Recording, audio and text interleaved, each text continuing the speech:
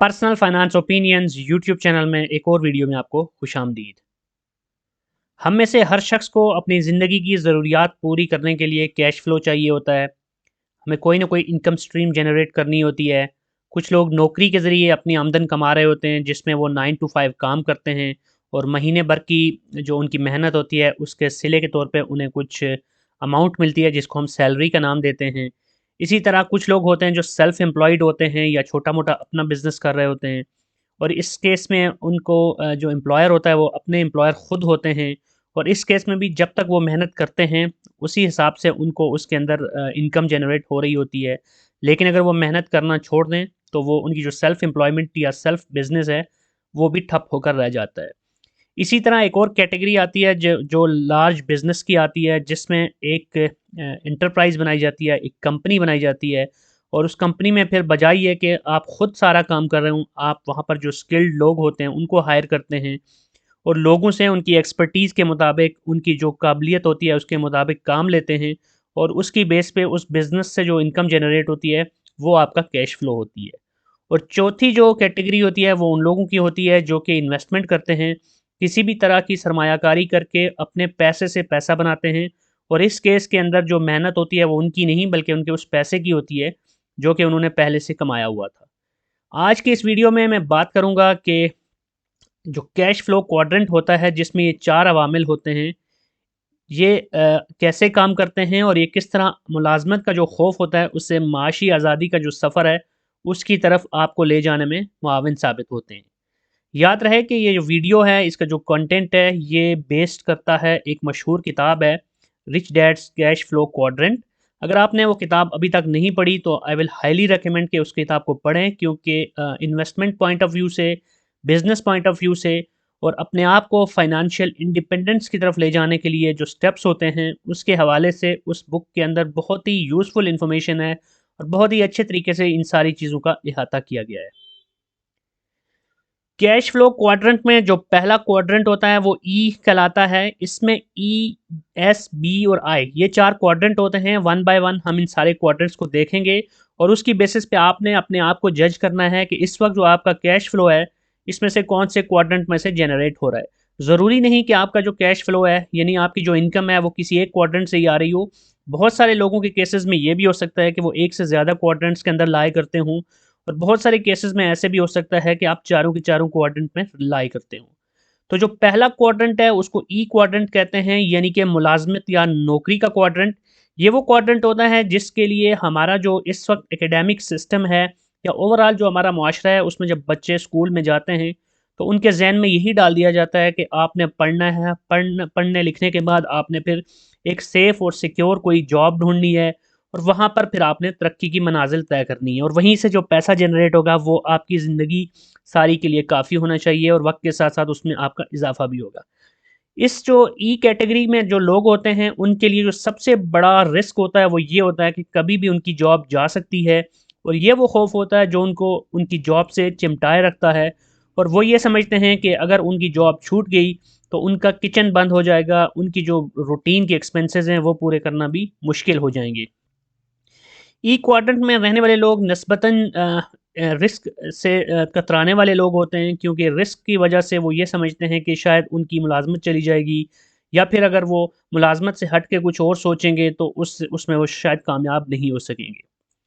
इसके बाद जो सेकंड कैटेगरी के लोग होते हैं एस क्वाड्रेंट के अंदर लाए करते हैं, जिसमें स्मॉल बिजनेस या सेल्फ एम्प्लॉयमेंट आ जाता है। इसमें वो लोग होते हैं जिनके पास कोई ना कोई ऐसे स्किल्स होते हैं या कोई ना कोई ऐसी कैपेबिलिटीज़ होती हैं जिसकी बेस पे वो ये समझते हैं कि बजाय किसी और की नौकरी करने के क्यों ना वो अपनी छोटी सी एक मुलाजमत जनरेट कर लें या अपने तौर पे कुछ करना शुरू कर दें जिसमें वो सेल्फ एम्प्लॉयड हों और वहाँ पर उनका बॉस कोई और ना हो बल्कि वो खुद हों।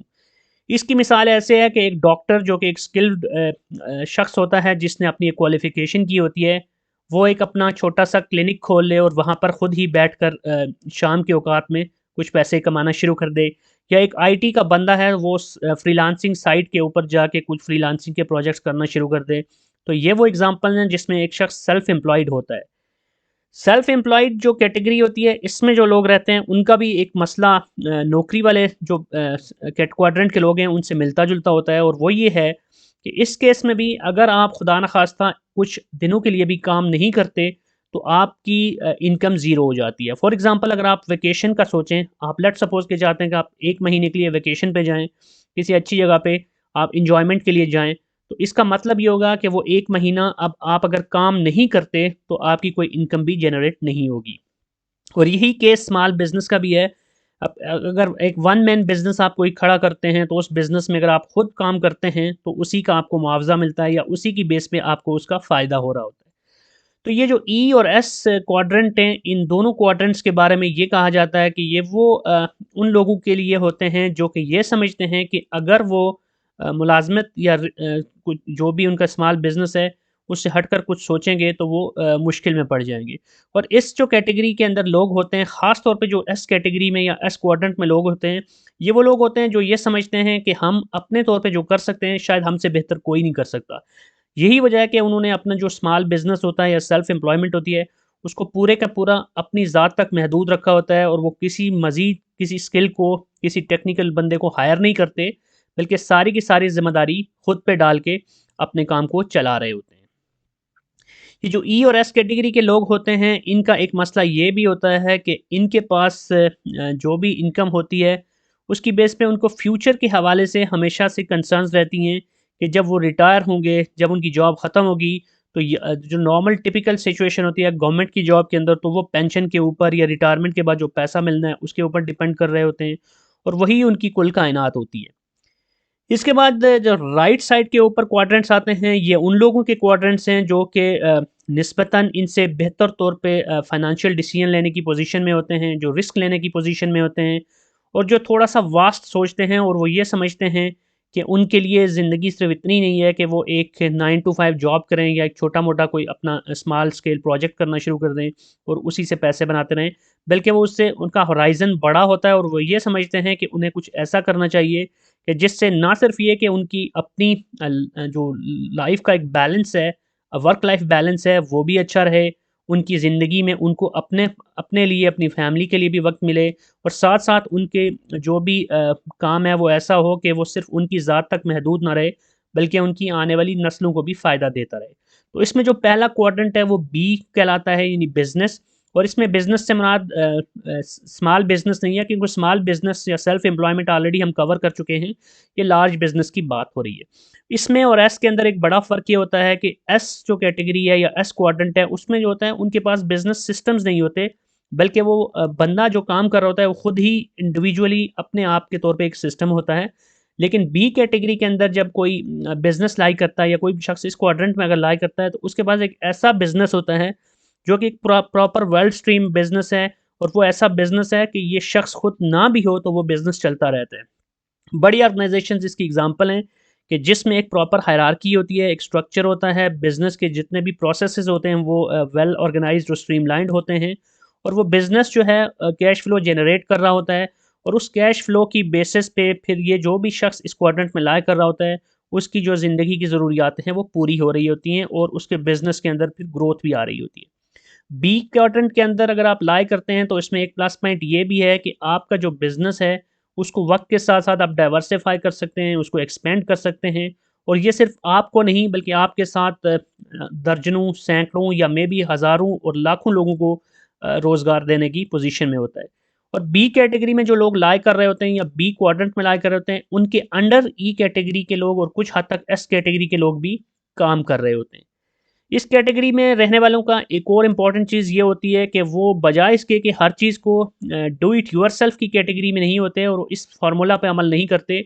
बल्कि वो इस बिलीफ के ऊपर चल रहे होते हैं कि हर काम के लिए कोई एक्सपर्ट बंदा उनको मिल सकता है और इस दुनिया में हर स्किल के लिए हर हर तरह के स्किल के लोग मौजूद हैं, हर तरह के काम के लिए उनको राइट टैलेंट मिल सकता है। तो वो बजाय खुद हर चीज़ के अंदर तगो-दो करने के वो बेहतर टैलेंट को हायर करते हैं और उस टैलेंट से काम ले रहे होते हैं। इसके बाद जो कैश फ्लो क्वाड्रेंट की कैटेगरी में चौथा क्वाड्रेंट है वो है आई क्वाड्रेंट यानी कि इन्वेस्टमेंट क्वाड्रेंट और ये वो क्वाड्रेंट है जिसके अंदर आप अपनी मनी को यूज़ करके मज़ीद मनी बना रहे होते हैं, यानी इसमें पैसे से आप पैसे को बना रहे होते हैं। इन्वेस्टमेंट की कैटेगरी में जाने के लिए भी सबसे बड़ा मसला ये होता है कि जो ई कैटेगरी में या एस कैटेगरी में लोग होते हैं, उनके केस में ये होता है कि वो रिस्क से चूँकि डर रहे होते हैं, लेकिन आई कैटेगरी के अंदर सबसे बड़ा मसला यही होता है कि इसमें जो भी आप स्टेप्स ले रहे होते हैं उसमें रिस्क इन्वॉल्व होता है, लेकिन जितना ज़्यादा रिस्क होता है उतना ही ज़्यादा उसमें पोटेंशियली आपके पास अपॉर्चुनिटीज़ भी होती हैं। यही वजह है कि आई कैटेगरी के अंदर या बी कैटेगरी के अंदर, यानी राइट साइड के जो 2 क्वाड्रेंट हैं, दुनिया में जितने भी अमीर लोग हैं, अमीर से मुराद ये नहीं कि जिनके पास सिर्फ़ अपनी ज़रूरियात पूरी हो रही हैं, बल्कि जिन्होंने बिज़नेस एम्पायर्स खड़ी की हैं, जो सही मानों में वेल्थी कहलाते हैं, वो सारे के सारे इसी राइट क्वाड्रेंट में लाई करते हैं। इन्वेस्टमेंट की कैटेगरी के अंदर या इन्वेस्टमेंट के क्वाड्रेंट के अंदर जो लोग लाई कर रहे होते हैं, उनके ज़हन में ये होता है कि उन्होंने जो अपना पैसा ऑलरेडी अपनी बी के ज़रिए, ई के ज़रिए या एस के ज़रिए कहीं से भी उन्होंने जो पैसा बना लिया है, अब उस पैसे को उन्होंने यूटिलाइज़ करना है और उस पैसे से पैसा बनाना है, और उसके अंदर फिर वो डिफरेंट किस्म की स्ट्रेटजीज़ करके डिफरेंट किस्म की इन्वेस्टमेंट्स कर रहे होते हैं, और उससे वो एक्सपेक्ट ये कर रहे होते हैं कि उनका पैसा कुछ अरसे के बाद मल्टीप्लाई होना शुरू हो जाएगा। अब इम्पॉर्टेंट चीज़ ये है कि जो लोग नौकरी या सेल्फ एम्प्लॉयमेंट लेफ़्ट साइड के क्वाड्रेंट्स में होते हैं, उनकी जो मतमाय नज़र होता है, उनकी जो प्रायोरिटी होती है, और जो उनका ज़िंदगी का एक सबसे बड़ा पर्पज़ होता है या गोल होता है, वो ये है कि वो एक फ़ाइनेंशियल सिक्योरिटी होनी चाहिए। फ़ाइनेंशियल सिक्योरिटी से मुराद ये है कि वो ये चाहते हैं कि कोई ऐसा वक़्त ना आ जाए कि उनके पास उनके टेबल पे खाना ना हो, या उनकी जो मेडिकल की ज़रूरियात हैं, खाने-पीने की ज़रूरियात हैं, घर की दीगर ज़रूरियात हैं, वो पूरी करने के लिए उनके पास पैसे ना हो। यही वजह है कि वो हर वक़्त इस चीज़ की फ़िक्र में रहते हैं कि उनकी जॉब ऐसी होनी चाहिए जो सेफ़ हो, सिक्योर हो, लॉन्ग लास्टिंग हो। इसके बरक्स जो राइट के साइड के 2 क्वाड्रेंट्स में लोग लाया कर रहे होते हैं, यानी कि बी क्वाड्रेंट के अंदर या आई क्वाड्रेंट के अंदर, उनका मतमय-नज़र ये नहीं होता कि उनको वक़्ती तौर पे फ़ाइनेंशियल सिक्योरिटी मिले, बल्कि वो फ़ाइनेंशियल फ्रीडम या फ़ाइनेंशियल इंडिपेंडेंस की तरफ जाने की तगोदो में होते हैं। यहाँ पर ये बड़ा इंपॉर्टेंट पॉइंट है कि फ़ाइनेंशियल सिक्योरिटी और फ़ाइनेंशियल इंडिपेंडेंस 2 बिल्कुल मुख्तलिफ चीज़ें हैं। फ़ाइनेंशियल इंडिपेंडेंस इस पॉइंट को कहते हैं कि जब आपके पास ऐसी इनकम जनरेट होना शुरू हो जाए, इतनी आपकी पैसिव इनकम या साइड इनकम या आपकी इन्वेस्टमेंट बेस्ड इनकम होना शुरू हो जाए, या बिज़नेस बेस्ड, कि जिसमें आप एक्टिवली इन्वॉल्व ना भी हों, तो आपके जितने भी एक्सपेंसेस हैं, उससे ज़्यादा पैसा आपका इस तरह जनरेट होना शुरू हो जाए। फॉर एग्ज़ाम्पल, अगर आपकी मंथली एक्सपेंसेस एग्ज़ाम्पल के तौर पे 1 लाख रुपए आएँ, तो अगर आपका कोई ऐसा बिज़नेस है कि जिसमें आप खुद एक्टिवली इन्वॉल्व नहीं भी होते, और आपको 1 लाख रुपए से ज़्यादा आ रहा है वहाँ से रेगुलरली, या इससे भी ज़्यादा आ रहा है, तो आप फिर कहेंगे कि आप एक फ़ाइनेंशियल इंडिपेंडेंस की तरफ बढ़ चुके हैं। या आपकी कोई ऐसी इन्वेस्टमेंट्स हैं कि जिन इन्वेस्टमेंट से जो आपका रिटर्न ऑन इन्वेस्टमेंट है, आरओआई है, वो इतना है कि आपकी जो एक्सपेंसेस हैं उससे वो ज़्यादा है, उससे ज़्यादा बढ़ चुका है, तो भी आप कहेंगे कि आप फ़ाइनेंशियल इंडिपेंडेंस की तरफ जा चुके हैं। इसके बरक्स जो फाइनेंशियल सिक्योरिटी होती है, वो सिर्फ़ इतनी होती है कि आपके पास एक ऐसी जॉब है जिसमें आपको मे बी मेडिकल की फैसिलिटीज़ भी मिली हुई हैं, उसमें आपको लाइफ़ इंश्योरेंस मिली हुई है, उसमें आपकी फ़ैमिली को मेडिकल इंश्योरेंस मिली हुई है। साथ-साथ आपको जो सैलरी मिल रही है वो इतनी है कि आपके मंथली जो बिल्स होते हैं, जो आपके एक्सपेंसेस होते हैं, वो ईज़िली उसमें कवर हो रहे हैं। तो इस चीज़ के अंदर आपने अब अपने आप को जज करना है कि इस वक़्त आप इसमें से कौन-सी क्वाड्रेंट के अंदर लाई करते हैं, और आपने कोशिश करनी है कि फ़ाइनेंशियल इंडिपेंडेंस के गोल की तरफ बढ़ें, बजाए इसके कि फ़ाइनेंशियल सिक्योरिटी। क्योंकि नॉर्मली सारी दुनिया के, अगर आप हिस्टोरिकली रिसेशंस को देखें, जो भी टफ़ टाइम्स आए हैं माज़ी में, तो उसमें जो सबसे ज़्यादा इम्पैक्ट होते हैं, वो लोग होते हैं जो कि फ़ाइनेंशियल सिक्योरिटी की तरफ जा रहे होते हैं, यानी कि जिनके पास नौकरियाँ होती हैं या सेल्फ एम्प्लॉयड होते हैं। क्योंकि अभी एग्ज़ाम्पल के तौर पे पिछले कुछ अरसे में दुनिया की बड़ी-बड़ी कंपनियों ने बहुत सारे लोगों को ले ऑफ किया है, क्योंकि फ़ाइनेंशियल जो सिचुएशन है उसकी वजह से बिज़नेसेस को हमेशा ये उनकी कोशिश होती है कि वो खुद बेहतर तौर पे ना सिर्फ़ ये कि ऑप्टिमाइज़्ड हों और अपने प्रॉफ़िट्स को मेंटेन रखें, बल्कि साथ-साथ जो उनके ऐसे एक्सपेंसेस हैं जो कि उनके लिए उस सिचुएशन के अंदर कवर करना मुश्किल हो रहे हैं, तो उनको कम करें। तो इसमें कॉस्ट कटिंग में जो सबसे पहला चीज़ आती है, वो यही आती है कि वो जॉब्स को कट करते हैं।